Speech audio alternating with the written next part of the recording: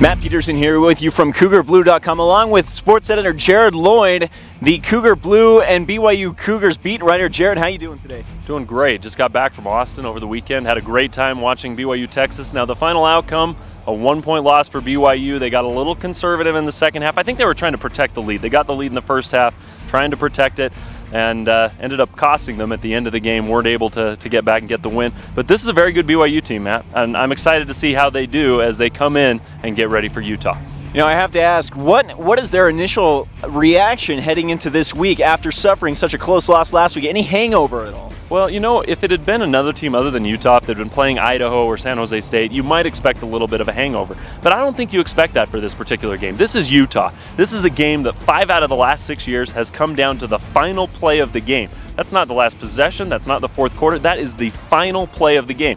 These two teams, they respect each other, but they also have a lot of animosity build up. It is a rivalry game. There'll be some trash talking. And so I think BYU is going to get over the blues of losing at Texas in such a close game really, really quickly, because they know they have to prepare to play Utah. You know, heading into this week, so many questions still revolving around both teams after the first 2 weeks. What do you think is the key for Utah and then for BYU if either team wants to get the win? Well, I think the key for Utah has got to be Jordan Wynn. Jordan Wynn has not looked like himself. His throwing motion after his injury last year just has not seemed to come back.